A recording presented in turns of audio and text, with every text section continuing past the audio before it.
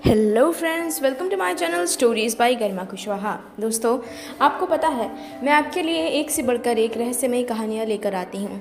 तो दोस्तों, कुछ उसी तरह की एक कहानी हम आज भी आपके लिए लेकर आए हैं। तो चलिए शुरू करते हैं हमारी आज की कहानी। एक अधूरी जिंदगी। विश्वनाथ की ज़िंदगी हमेशा से खुशहाल रही। पढ़ाई ख़त्म करने के बाद जल्दी ही उसे नौकरी मिल गई और उसके साथ ही पढ़ने वाली उसके पसंद की लड़की से उसकी शादी हो गई। उसके माँ बाप को भी लड़की पसंद थी। नौकरी के बाद घर बहुत अच्छे से चल रहा था। किसी तरह की झगड़े नहीं, किसी तरह की शिकायत नहीं, सब कुछ सुख शांति से चल रहा था। विश्वनाथ अपनी ज़िंदगी से बहुत खुश था और संतोष में जी रहा था। एक रोज़ सुबह जब वो अपने ऑफिस के लिए निकला, तब रास्ते में अचानक ही एक ट्रक से उसकी कार का एक्सीडेंट हो गया और विश्वनाथ मृत्यु को प्राप्त हुआ। मरने के बाद उसे देवदूत जीवन माँ के पास ले गए। विश्वनाथ उनके सामने जाकर हाथ जोड़कर खड़ा हो गया। उसने उनसे कहा, हे जीवन माता, आपने मुझे इतनी सुखमय ज़िंदगी दी। मैं आपकी बहुत इज्जत करता हूँ। मेरी माँ हमेशा देवी देवताओं की पूजा में लगी रहती है। मैंने ऐसी कौन सी गलती कर दी जो आपने मेरा जीवन इतनी जल्दी उठा लिया। मैं अभी और जीना चाहता हूँ मेरे परिवार के साथ। सब कुछ कितना अच्छा चल रहा था। मेरी ज़िंदगी तो बिल्कुल किसी सपने जैसे चल रही थी। मुझे वापस अपनी ज़िंदगी में जाना है। नहीं बेटा, अब ऐसा मुमकिन नहीं, जीवन माँ बोली। तुम्हारा शरीर अब धरती पर नहीं है। वो जहाँ से आया था वो वापस वहीं चला गया है, मतलब भूमि में। अब हम तुम्हें वापस नहीं भेज सकते। पर विश्वनाथ जिद पर अड़ गया। उसने जिद पकड़ ली कि उसे वापस उसी घर में जन्म लेना है जहाँ वो पहले था। तुम बहुत ज़िद्दी हो विश्वनाथ। मैं तुम्हारी अभी के अभी मदद तो नहीं कर सकती और ना ही तुम्हें दोबारा तुम्हारे परिवार में इसी वक्त जन्म मिल सकता है। ऐसा करने का केवल एक ही रास्ता है, या तो तुम अलग अलग 9 जन्मों से होकर गुजरते हुए वापस इंसान का जन्म पाओ। पर इसमें तो बहुत बहुत वक्त लगेगा। हाँ, तुम सही कह रहे हैं, उसमें काफ़ी वक्त लगेगा। अगर तुम ऐसा नहीं करना चाहते तो इसका एक और उपाय है। क्या उपाय? मैं तुम्हें दोबारा मानव जीवन में प्रवेश दे सकती हूँ। वहाँ भी तुम्हें छोटा जीवन मिलेगा, यानी तुम अल्पायु रहोगे और जल्दी ही मृत्यु को प्राप्त हो जाओगे। और उसके बाद जो अगला जन्म तुम्हें मिलेगा वो तुम्हें तुम्हारे घर में ही मिलेगा।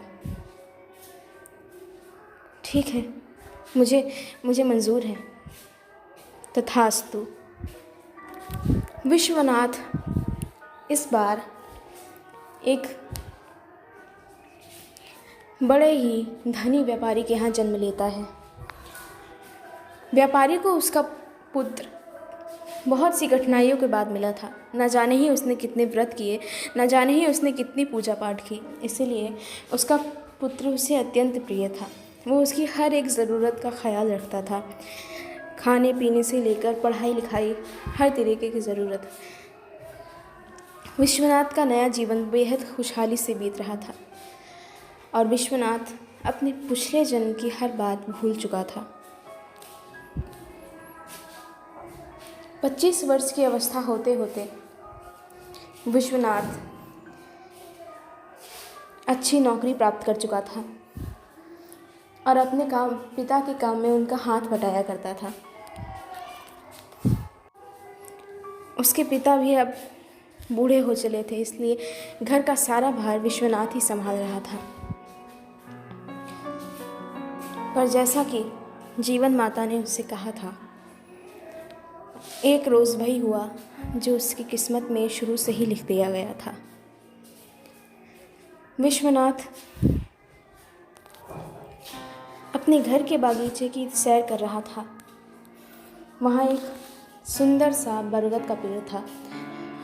उस रोज़ काफ़ी ठंडी हवा चल रही थी और मौसम बेहद खुशनुमा था। विश्वनाथ ने सोचा कुछ देर वो बरगद के पेड़ के नीचे बैठकर आराम कर ले। जब वो बरगद के पेड़ के नीचे लेटा, उसी वक्त एक बेहद जहरीले सांप ने उसे आकर डस लिया और एक बार फिर विश्वनाथ मृत्यु को प्राप्त हुआ। और पिछली बार की तरह ही इस बार भी उसे जीवन माँ के पास पहुँचाया गया। पुत्र, अब वक्त आ गया है। जैसा कि हमने तुमसे वादा किया था, हम तुम्हें उसी घर में जन्म देंगे जिस घर में तुम चाहते हो। पर विश्वनाथ वो अपने पिछले जन्म की सारी बातें भूल चुका था। हे माते, कुछ भी हो, पर मुझे और किसी घर में जन्म नहीं चाहिए। मैं इसी घर में जन्म लेना चाहता हूँ जहाँ मैं रह रहा था, मेरे माँ बाप के पास। उनकी देखभाल कौन करेगा मेरे बाद? पिताजी बूढ़े हो चले हैं और माँ भी। पुत्र, ऐसा करना मेरे हाथ में नहीं है। तुम पहले भी मुझसे वरदान मांग चुके हो और तब मैंने तुमसे वादा किया था कि मैं तुम्हें उसी घर में जन्म दूंगी जहाँ तुम पहले रहते थे। पर मैं कुछ नहीं जानता। मुझे उसी घर में जाना है, बस मेरे पिता के पास। मुझे अपना वादा पूरा करना ही है पुत्र। इसलिए अगर तुम फिर वही चाहते हो तो तुम्हारे साथ फिर वही होगा। अगर तुम्हें अपने पुराने घर में वापस जाना है तो इस बार भी तुम अल्पायु ही होकर जन्म लोगे, अन्यथा तुम्हें 9 अलग अलग जन्मों से होकर गुजरना पड़ेगा। बताओ तुम क्या चाहते हो? मैं अल्पायु ही रहूँगा, मुझे मंजूर है। तथास्तु। ऐसा कहकर जीवन माँ उसे एक नए घर में भेज देती है। ये घर बहुत पुराना था। सालों साल पहले ये घर एक सेठ का हुआ करता था। एक बेहद ही धनी सेठ। उनकी भी कुछ रहस्यमयी परिस्थितियों में मृत्यु हो गई थी और उनके परिवार वाले उनके जाने से बेहद दुखी थे।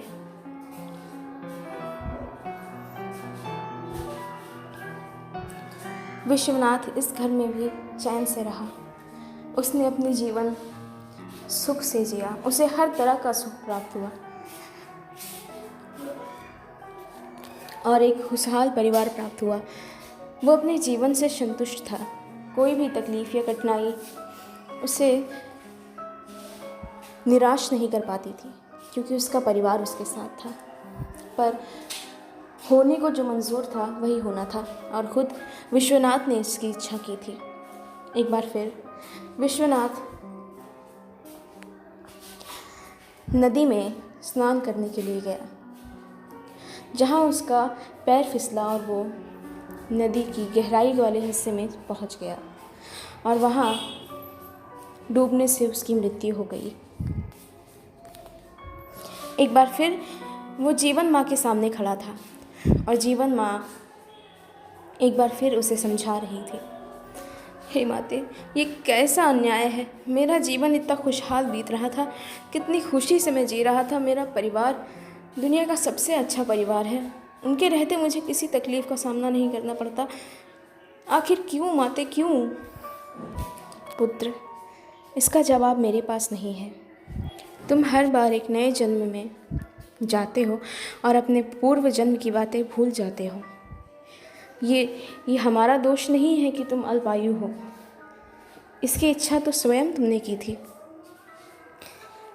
तनिक याद करो पुत्र, आज से कई बरस पूर्व तुमने एक सेठ के रूप में जन्म लिया था।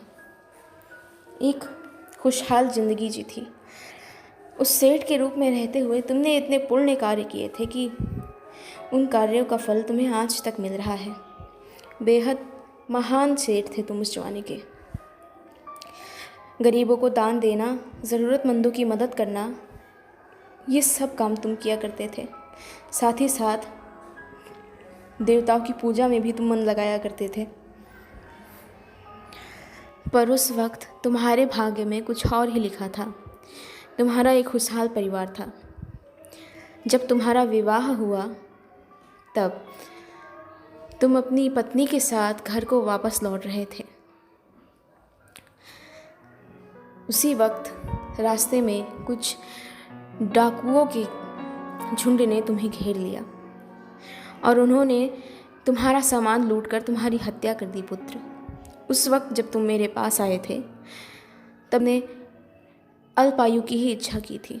उस वक्त भी तुमने मुझसे कहा था कि तुम्हें वापस अपने ही घर में जन्म लेना है ताकि तुम अपने होने वाले पुत्र को देख पाओ और उसका लालन पालन कर सको। पर तुम जानते हो बेटा, मेरे हाथ में कुछ नहीं है, सब विधि का विधान है। मैं बस तुम्हारी थोड़ी बहुत सहायता कर सकती हूँ तुम्हारे पुण्य कार्यों के बदले, जो मैंने करने की पूरी कोशिश की। तुमने कहा था कि तुम्हें वापस अपने घर में जन्म चाहिए।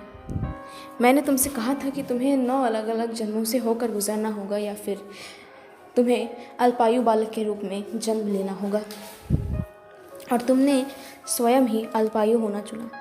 इसलिए मैंने तुम्हें दोबारा उस लड़के के रूप में जन्म दिया, विश्वनाथ के रूप में। 25 वर्ष की अवस्था में जब तुम्हारी मृत्यु हुई, तुम अपने पुराने जन्म को भूल चुके थे। तुम अब विश्वनाथ के रूप में ही रहना चाहते थे, उसके घर में ही रहना चाहते थे। इसलिए तुमने एक बार फिर से इच्छा की कि मैं तुम्हें अल्पायु बनाकर धरती पर भेजूं, और इस बार भी वही हुआ।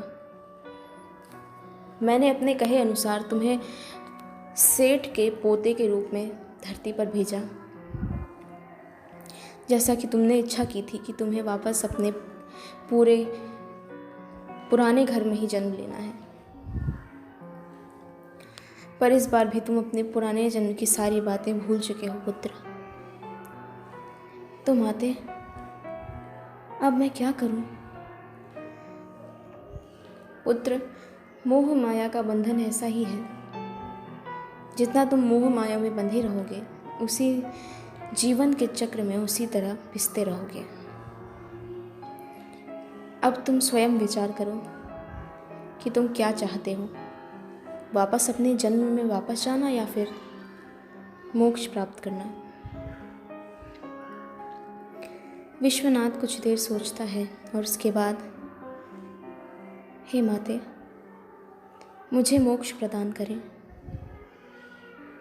तथास्तु। तो दोस्तों, इसी के साथ हमारी आज की कहानी ख़त्म हुई। दोस्तों, उम्मीद है आपको मेरी आज की कहानी पसंद आई होगी। अगर आपको मेरे चैनल की कहानियाँ पसंद आती हैं तो प्लीज़ सब्सक्राइब कीजिए स्टोरीज़ बाय गरिमा कुशवाहा को, और इस वीडियो को लाइक और शेयर करना ना भूलें। और आज की वीडियो आपको कैसी लगी वो मुझे कमेंट बॉक्स में ज़रूर बताएं। Thank you.